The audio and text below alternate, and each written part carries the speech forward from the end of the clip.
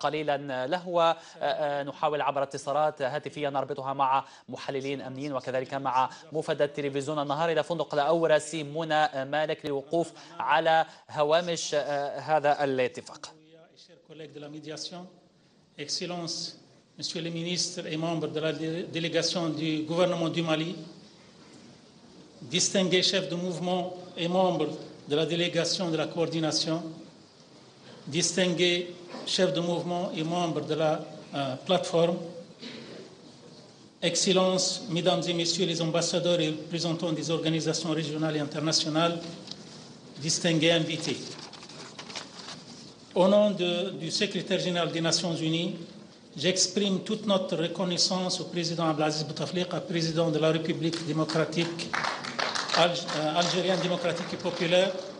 Je voudrais dire combien nous sommes redevables au gouvernement et au peuple algérien pour avoir mis à la disposition des Maliens un cadre approprié pour la réussite de ces pourparlers de paix.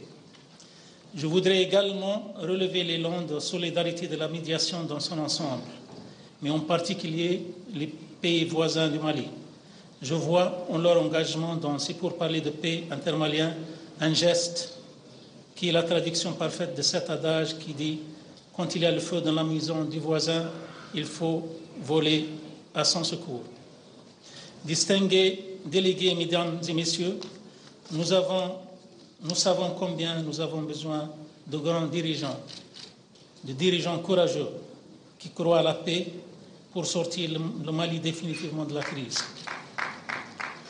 Et aujourd'hui, mesdames et messieurs, nous avons la chance d'en compter parmi nous. Ce sont ces fils et ces filles du Mali qui aujourd'hui ont le courage de s'engager à mettre fin à la logique de la violence. Je me réjouis que la coordination des mouvements de l'Azawad continue de s'inscrire dans la logique de paix. Je les exhorte à confirmer leur attachement à l'accord en le paraphant le plus tôt rapidement possible.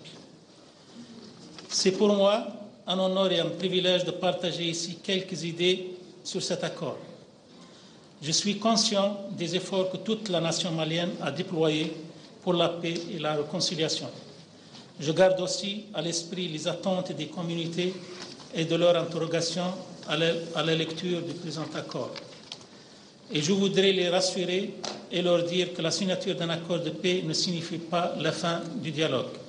Au contraire, elle annonce le début d'un long processus qui permettra de créer la confiance, renforcer les liens et asseoir le vivre ensemble.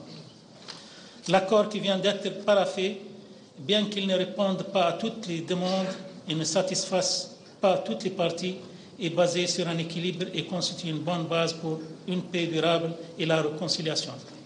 Sa réussite dépendra donc de la capacité des parties à transcender les barrières idéologiques, culturelles et politiques et à servir une cause commune, celle de la paix, facteur de stabilité, de progrès et de développement. Le comité de suivi de l'application de l'accord et les commissions techniques prévues dans cet accord seront à cet effet le cadre approprié pour ce brassage d'idées et de projets et pour la refondation du Mali. J'exhorte toutes les parties à appliquer loyalement cet accord et les engagements pris qui doivent permettre de répondre aux difficultés politiques ainsi qu'aux violences récurrentes qui déstabilisent le Mali. J'appelle également la communauté internationale à soutenir résolument l'application de cet accord. En ce qui concerne la MINUSMA, comme vous le savez, le Conseil de sécurité a demandé à la mission de jouer un rôle moteur dans la mise en œuvre de cet accord. Nous serons donc à vos côtés pour mettre en œuvre l'accord dès que toutes les parties l'auront signé. Merci pour votre attention.